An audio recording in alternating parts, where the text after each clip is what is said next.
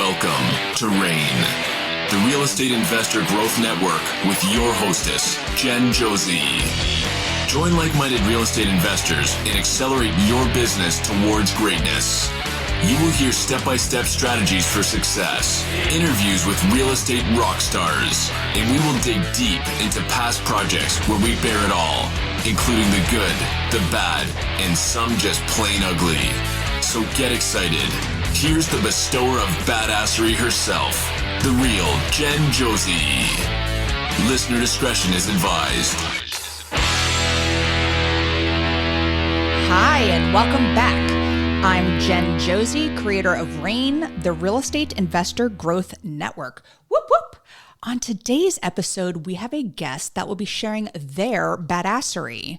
But before we begin, here's today's badassery bestowment, my little badass gift to you. Today's topic is the importance of understanding zoning laws, permits, and building codes. Before diving into any house flipping project, it's crucial to familiarize yourself with the local zoning laws, permits required for renovations, and building codes. These regulations not only ensure that your renovation is legal, but also protect you from costly mistakes down the line. Let me break down each of these for you. Zoning laws. Zoning laws dictate how land can be used and what types of structures can be built. If you're planning a renovation, make sure the property's zoning allows for your intended changes, whether it's adding a room, converting a basement, or changing the property's use. Permits. Local governments require permits for various types of work, electrical, plumbing, structural, to ensure the safety of the property. Skipping the permit process could result in fines, forced rework, or even legal trouble when selling the property. And finally, building codes. These are standards for construction and safety that must be followed during renovations. Ensuring your project is up to code helps protect both your investment and the safety of future occupants.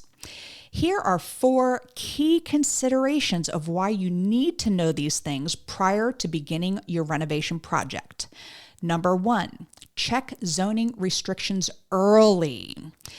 Before purchasing a property, check its zoning classification and any restrictions that could limit the scope of your project, for example, height limits or parking requirements.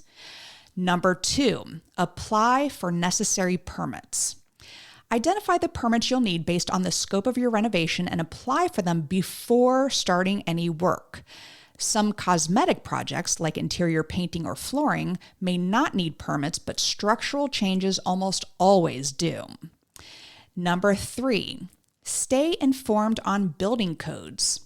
Stay up to date on local building codes to make sure your renovation complies with current safety standards. This can include things like electrical wiring, plumbing, or proper insulation. Number 4, hire licensed contractors. Make sure your contractors are licensed and familiar with local regulations.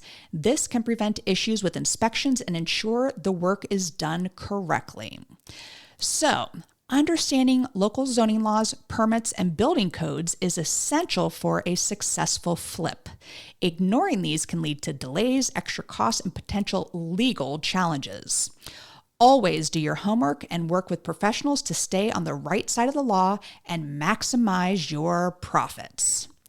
Now, on to today's episode of the Real Estate Investor Growth Network podcast. We have with us Mike Gillespie. Mike is a badass dad, epic living coach, and entrepreneur who left the safety of his government job in 2014 to embark on a journey towards a more purposeful and fulfilling life. Founder of the Epic Living Academy, Mike guides his clients to live an epic life through coaching programs and retreats. Currently, he's dedicated to empowering dads in his PowerDad program, fostering a community focused on freedom, fun, and creating a greater impact. It's my pleasure to have him on the show, so welcome, Mike Gillespie. Hey, Jen. Hello. Nice to meet you. I am so excited to have you, and this is an international interview. You are in the very distant country of Canada. Canada. I'm Oh, up north. Canada. Very nice, beautiful land up there. So, thank you for being on the show today. And I love what we're going to be talking about because I've had some guests who do a lot of women empowerment, which, power to my ladies, but it's so rare to find groups where it's focused on men only. And I absolutely love this concept. So we are going to dive in here. So let's start with a little background on you, Mike. Yeah, so I've lived in Canada all my life. I'm a dad. I have two daughters. They grow up so quick. They're 15 and 18 now. Oh, goodness. Yeah, work-wise, I have an IT background, worked at the government, and I started buying real estate while I worked at the government. And then, and we'll get into it a little bit more about that journey. But yeah, real estate investing eventually led me to quitting my government job that allowed me to explore other things to do. And here I am now.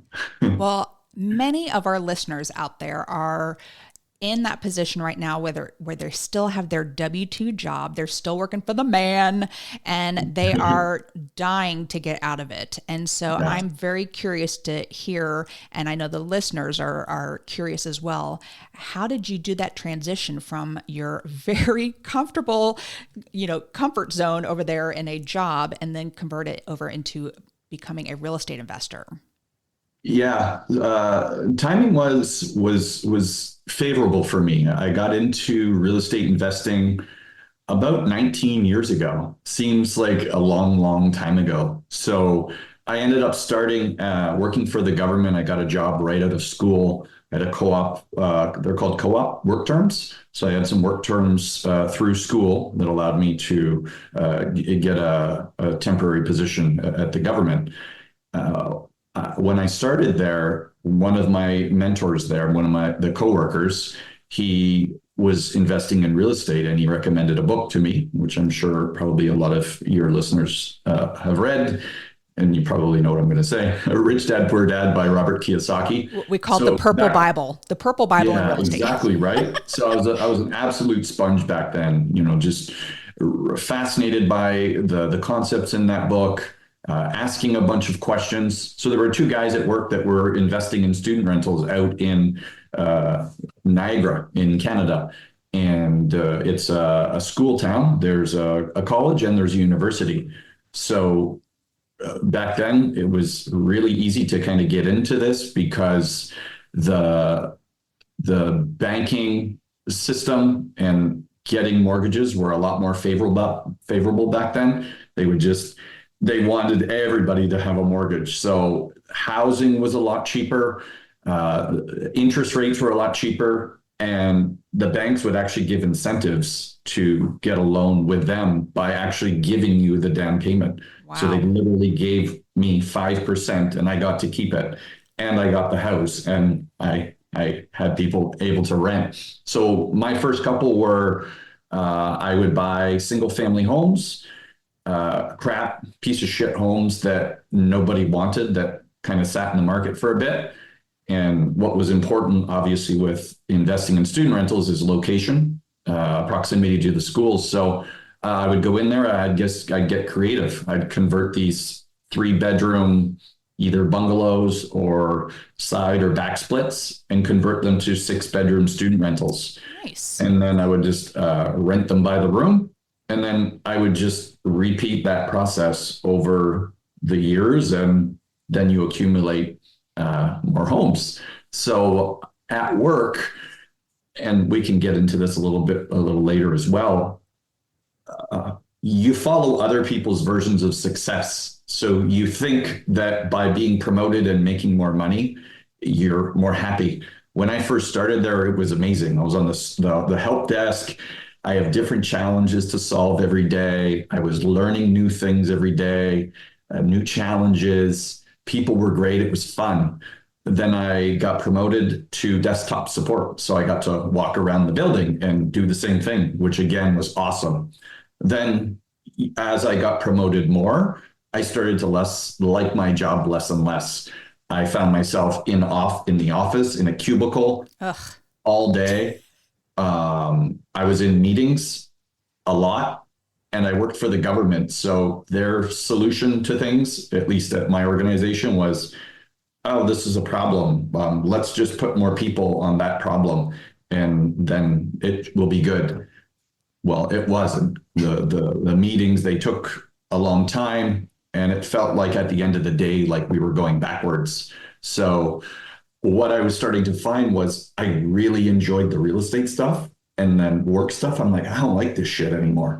So the light bulb went on. I'm like, can I do that? And then I had a lot of the voices around me are like, no, you're crazy. You have a government job. It's the golden handcuffs. Why would you want to leave? Pension, benefits, vacation, all the things that a high salary, regular salary. Why would you want to leave? So I'm like, all right, I do have it good here. So I put the real estate stuff off to the side for a bit. And I was buying more houses. And then there was just this light bulb moment of like fulfillment started to become a lot more important to me. I wanted to make a difference and feel good at the end of the day. And if there's not progress, I don't feel like it had been a good day. So I would leave work unfulfilled. Then I would go to my real estate to kind of check on the progress of the work being done. I'm like, oh, this is cool. Like this got done, that got done. I'm like, maybe I could do that. Right. So fast forward a couple of years, I asked my employer for an unpaid leave of absence. They said yes. And then that allowed me to explore what I wanted to do more of. So I knew that I knew real estate, and I knew I liked helping people. So I started as a real estate business coach, helping investors, real estate agents, mortgage brokers, helping them with their business. And in doing so, I started to transition a little bit more from just how do we help people make money to how do we enjoy more life as well. So I went back to my employer after a year, asked for another leave of absence. They said, sure. So it was nice to have the safety net that I could go back to. So then my coaching evolved more into what I do now. So more like holistic coaching. And the foundation of what I do is balanced living, right? It's one thing to get into real estate. And if that's all your thing, like there's more to life than just money. So my company is called Epic Living. I'm all about like giving people a nudge that there's cool shit out there and enjoy the journey, and reminding people, why did you get into real estate in the first place, right? And you might have a lot more freedom than you think you do. So a lot of us are looking for that freedom, but often we don't realize we actually have sometimes we actually have the freedom and enjoy the ride. So it's kind of a long-winded answer of and then real quick. So I went back and asked for a third year leave of absence. They said, no, you got to decide what you want to do. So I quit, and now I do this full time. And that was about 8 years ago. And I have a reminder in my calendar every year. And I'm glad that I did this. When I was walking out of work for the last time, I recorded a video of me leaving, of me like walking through the door for the last time and like stepping into, and it was a preview. And I'm like, this is why I'm doing it. And this. And it's so cool to rewatch it every year. I love that. And you really struck a chord with me talking about cubicles. I went, ugh, just because I remember those days. I was a school teacher for 16 years, and then I got really burned out and then went into corporate America, and I was working for a Fortune 500 company, and just the cubicles, I'm like, this is just bizarre to me. So yeah, and let me jump in real quick. Yes. Another thing is the environment that I was in was a big nudge for me too. Like people that have been at the government, and I guess some other work as well, that have been there for a while, sometimes they get a sense of entitlement and they're counting down the days to retirement. And I remember there was a couple people that were not even super close to retirement, but getting there, they actually had a digital display above their desk, counting down the day, the years, the days, the minutes, and the seconds to when they were retiring. I want to do shit that I really enjoy doing. Like, wouldn't it be cool to like do work that you love? And maybe you don't have to retire from it because it fuels you, it lifts you up, it energizes you instead of at the end of the day, it's depleting you. I agree 1,000%. And I think also another chord that struck me was getting just complacent and doing the same thing. And there is no passion. Well, when you start losing that passion, and that's huge. And that's what's also wonderful about real estate, even though real estate can be up and down and up and down, Yeah. great highs, but awful lows. But Right. you can shift and go into a different direction into real estate. And that's why I just love this. And I want to now get into, you mentioned this, my lonely period. So Yeah. I also went through a situation like this where you said you were shifting from one friend group to another. And Yeah. the importance of surrounding yourself with those who lift you up rather than, keep pulling you back to that comfort zone. So Right. how did you go through that shift? Because my listeners right now, maybe they're driving to work, they are, stuck in the rat race, and they think everything's going to be amazing as soon as they quit that job and make that video walking through the exit of your building and talking about the future of what you're going to. But then I was so excited myself, and then it hit me. It can Yeah. be very lonely in real estate. So how did you get through this lonely period? Yeah. So the lonely period happened because I had a set group of friends and coworkers that I spent the majority of my time with, most all the time when I was in a job. And then when you start to transition into the other, like more of like a real estate investor for the majority of your day. So I was kind of caught in the middle when I was on that leave of absence. I still was in contact with my old group of friends because I still had a job there, but I just didn't get along. I just didn't have as much to share with them anymore. Like I liked conversations around entrepreneurship and doing cool shit and travel, and Doing they epic were, shit. yes, exactly, right. So there we go. I got the wristband as a reminder. But then on the flip side, you're starting to go to new real estate groups or networking events and retreats and things like that. And I didn't feel like I deserved to be there yet. I didn't feel Interesting. like I fit in, even though everybody is so welcoming and everything. But in my head, I'm like, well, I only have 2 properties and they have 30. Like, what do I have to share with them? Right. So I kind of just, I hung back a bit, and I was in that zone for a little bit. I'm like, I kind of feel a little lost here. But eventually it's almost like you think about your balance, right? Like while I was in my job, I was, and Kiyosaki talks about the quadrants, right? You're in the employee quadrant. So I'm fully, all of my weight, both feet are in the employee quadrant. And that's where I spend the majority of your time. But when you start exploring different things, you start getting into real estate, like, well, hey, what's going on over here? What's this business owner quadrant over here? So you start to lean a little bit of your weight over into the other quadrant. You might just put a toe or a little bit of a foot, but you're still leaning. So eventually you start to lean more onto the other side, and you start to spend more time with people that may have multiple properties or have been in business for a while. And eventually you start to feel a little bit more comfortable. You start to buy more properties. Your confidence increases. And then eventually I quit my job and I fully stepped into the business owner and investor quadrant. Again, we're referencing Kiyosaki's quadrants. So that's kind of how it was for me. And it's weird because I often don't, prior to that, I wasn't lonely. I just always had people around me.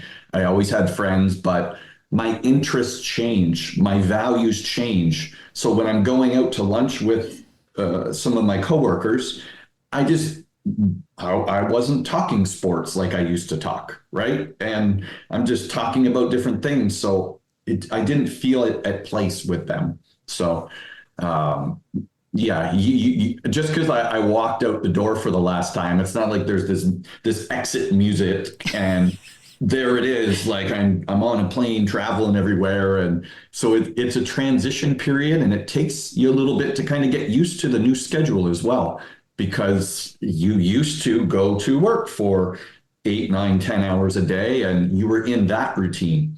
Takes you a Yes. little bit to kind of get used to what does that new routine look like. Absolutely. And let's touch on that for a second, because I remember very vividly putting a post on Facebook saying, I quit my job and I'm turning off my alarm clock. And I had people like totally making fun of me saying, girl, you're going to be waking up an hour or two earlier than you are. And I was like, no, and when you're first starting and you're coming from that mindset of working, like you said, 8, 9, 10 hours a day. And then now you have all the time in the world. And it's one of those things where, putting your priorities together, you think, oh, I have these tasks to do today, but I have all day to do it. And then the procrastination sets in. And I want to get into your group that you have, and you're focused on, you have a PowerDad challenge. And I love this, but I love that it's focused on men, because you have those that are, the pounding the chest. I can do this. I don't need help. And I think especially men need an organization like this. So let's talk about this PowerDad's program or PowerDad program, and when did this come about? How do people, excuse me, let me use my Canadian accent. When did this come about? Nice. Well played. Thank you. And how can the listeners find it? Tell us all about it. Yeah. So, I mean, you hit it bang on, and women have had this figured out for many, many years. Like, you guys chat all the time. You guys share shit, like ups, downs. How do we support each other? Can you believe this person did that? And blah, blah, blah, blah, blah. Let me tell you a quick story, because I started an accountability group, and I called it Real Estate Accountability Ladies. And nice. Yes. Like the acronyms. Yeah. Oh, I'm all for acronyms. And in there, it was all these women, and then some of my guy friends were like, I want to be part of Real, and so we had to change it to Realm, Real Estate Accountability Ladies and Men.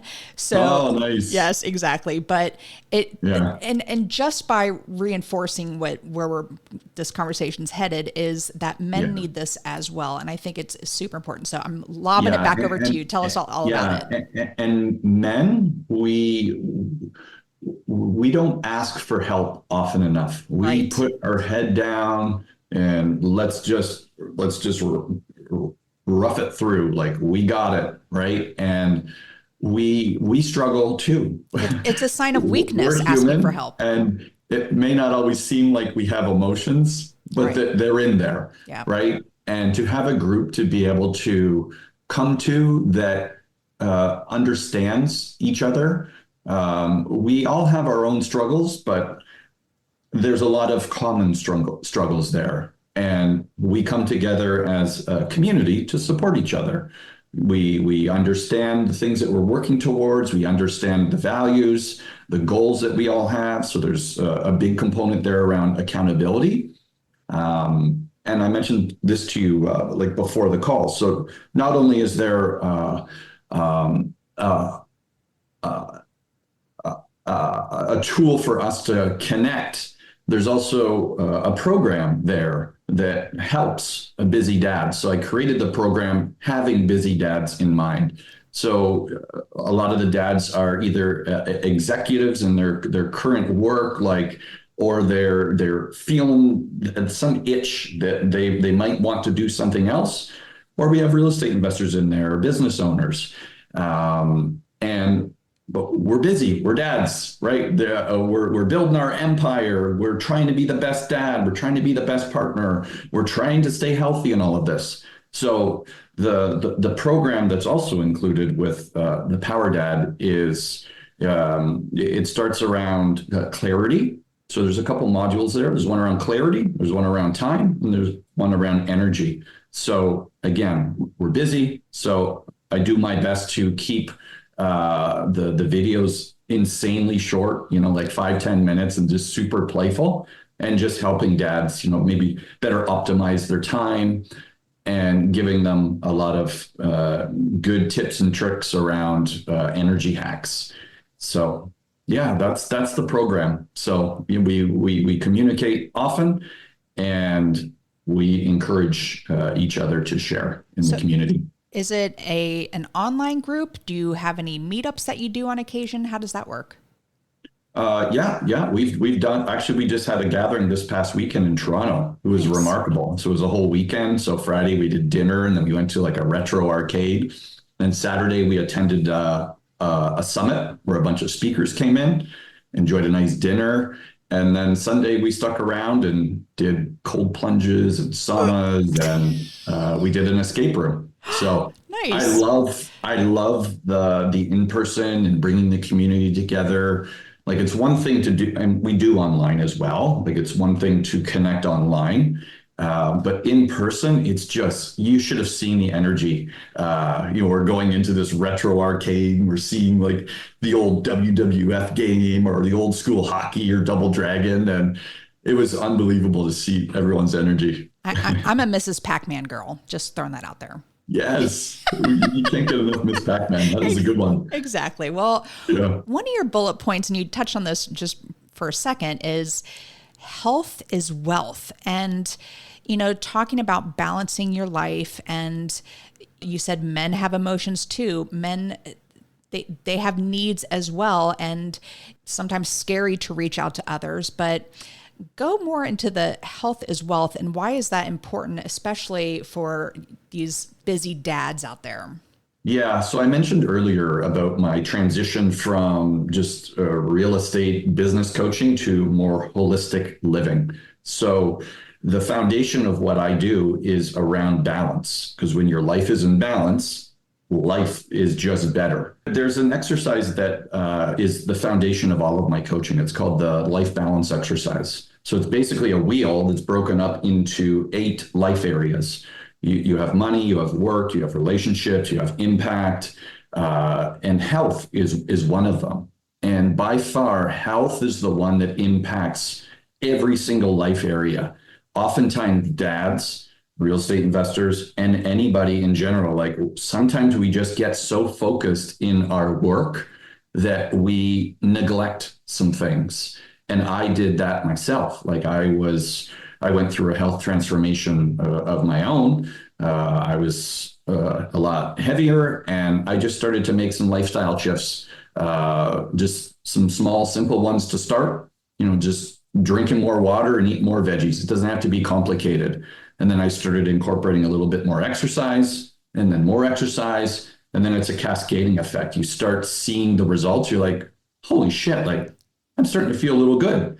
And then you have more energy, you have more clarity, and then you're able to you're actually able to do more, and you just become more efficient. So health is one of those multipliers that help everything get better across the board. So I love that one. Multiplier is a great word for that, because like you said, it affects all the other spokes on that wheel. So very good. So you have the Power with Dad Challenge, and the listeners, if you want to check it out, you can just go to PowerDadChallenge.com. But you also have the Epic Living Academy. What all cool stuff do you have in there? Yeah. So there's a couple other programs that we have as well. There's one program called Dream Work. So it's a program designed to help people transition out of work, and they might not have an idea what it is they want to do. They just have gotten that little thought of, I don't like this anymore. It's Monday morning. This is shit. I don't feel good at the end of the day. That's a hint. And I'm gonna spoil it for you. that is going to start to get louder, and that feeling is just not going to be pleasant until the nudge gets so great and you get like some sort of shake. You might be in some shit meeting one day and, things didn't go well, and that stuff's not going to stop. So the DreamWork program is designed to help people make the transition out of their work. And most often it's not just quit your job right now and go into this. It's there's some like I did with my leave of absence. You might not have that option, but there's other choices that you can do. So, and then the first program that I created within Epic Living was actually a health program, because I felt that was the one that can have the greatest effect on your life. So there's a health program, there's a DreamWork program, there's a best year ever program that I usually run at the beginning of the year, just to kind of help set you up for the year. And then there's the PowerDad program within there as well.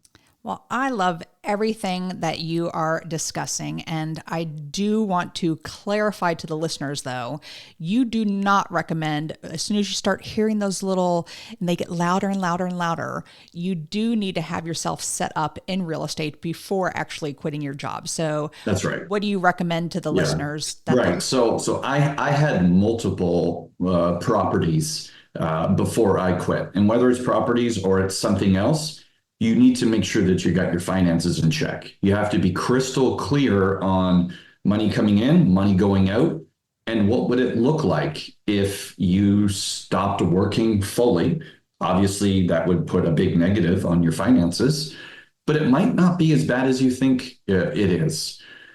Another option is maybe you can go down to part-time. Maybe instead of 5 days a week, you're working 4 days a week, or, maybe you're using some of your vacation days. Maybe you get 3 or 4 weeks vacation in the year. And, maybe every 2 weeks you're taking off a Friday.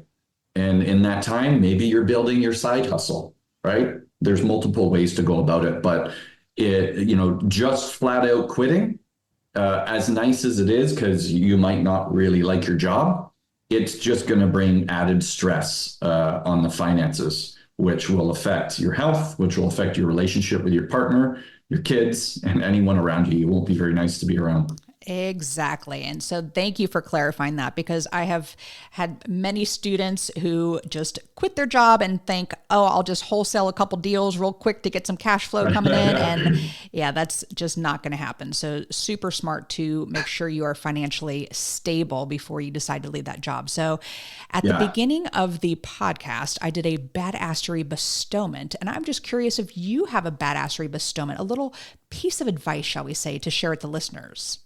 Yeah. Well, I mentioned this a couple of times. Balanced living is absolutely key. If you think so, again, so that the exercise, it's a wheel, and when you're out of balance, you give rankings to different life areas between 0 and 10. So when you're out of balance, the wheel is less round. So if you think about this logically, if it's not round, it's rolling along very nice. You might have a couple 7s, and then you hit a 2. Well, that 2 was my work, and that 2 started dragging down other areas. So and this exercise was shared with me from a business coach many, many years ago. And I don't know why she shared it with me, because I was there for business, but it was one of the most impactful exercises I had ever done. So when you're hitting that 2 on the life balance wheel, it's rolling along. It's a pothole, and it slows you down, and then it takes you a while to get started. So the bestowment, the advice here is to first do the life balance exercise. You could either Google it, or I can share it with your community. Takes less than 5 minutes. It's one of the most powerful exercises I did. So you want to work towards trying to get it as round as possible to start. Don't shoot for all 10s, and you're never going to be fully in balance always, ever. So just understand that. The most important thing is to start to get it round. That way you can start getting some momentum. Momentum, huge. Well, thank you so much for sharing all this. And a reminder to the audience, check out Epic Living Academy. What's the website for that? Yeah, epiclivingacademy.com. Perfect. Try to keep it simple. Yeah. And all my men, and I asked them the price, we're not going to say the price, on the air, but it is extremely affordable, people. So my men, go check out PowerDadChallenge.com. It is less than you think, and it is a great opportunity to get started and to really get that momentum going on your wheel as well. So let's go into the second part of the podcast here, Mike, and it is, I use the acronym BADASS because what makes you a badass? And the first letter is B for book. What's a book that's made a huge difference in your life? 4 Hour Workweek by Tim Ferriss. Yeah, by far. It was all about creating the lifestyle that you want and then working towards building a plan around that. Huge. And he has a really thick, what was that super thick book that he has? All of his books are thick. Yeah, actually, that was a shorter one, but I remember it being shorter. 4 Hour Body, Tribe of Mentors. Yeah, the 4 Hour Workweek was actually his shorter one. Yeah, that was that book and Rich Dad Poor Dad. Yes, like, those are like the two foundational books that helped me a ton. And we've talked about dad here a lot, and I took a little bit longer to read that book because Rich Dad Poor Dad. I'm like, I thought it was a parenting book. I didn't want to read it because I don't have kids myself. So, all right, moving on. The first A in Badass is for advice. You've given us excellent advice today, but what's the best piece of advice you've ever received? Yeah, it comes around community, right? You do things together, and when you're connected with the right people, they'll lift you up instead of drag you down. So I mentioned earlier where I was kind of caught in the middle between the two. And I remember there's this one quote that stuck with me from Margaret Mead: "Alone we can do so little, and together we can do so much." So you surround yourself with the right people, and they have the energy, the support, and the tools and the resources to help you up level and help you reach your goals. There is no reason to be in this industry and think that you should do it on your own, ever. Yeah. This is, real estate is based on relationships, and I can't reinforce that enough. There are so many different communities out there. Find the one that matches well with you and definitely check them out. Great advice. All right. Yeah. The D in Badass is for drive. What drives you to be successful? Yeah. So my kids they're watching me all the time, and I strive to be the best example I can be. So impact is a big one for me, not only with my kids, but to other people as well. I talked about fulfillment earlier. I feel really good to help people along with the ride, just as my coaches and mentors did. They reach back and kind of help me along the way. So it's one of those, it's time to send the elevator back down and bring up the next group. And I think the best form of learning is through teaching. So yes, it will, by reaching out and helping others, that just helps your life as well. Very good. Sure. Mike, you are so awesome. All right. The second A in Badass is for aspiration. I'm a big goal setter. So what is a goal you are currently working on? Yeah, I'm a big goal setter too. So a big goal that I'm working towards right now is just expanding the PowerDad community. I'm a big believer that we change the world by being the best example for our kids. Like I said, they're always watching us. So if we're not doing things that are good for us, they're not going to do things that are good for us. And on the flip side, if they see dad going and doing all these races and all this crazy shit and quitting his job and doing all these things, you're planting seeds to show them what's possible.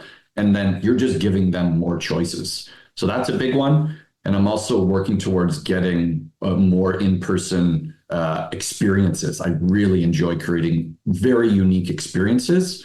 So I haven't hosted a 7 or an 8-day retreat yet. That's what I'm working on. So I started doing my research, and I was looking at Italy first as a potential retreat for a group.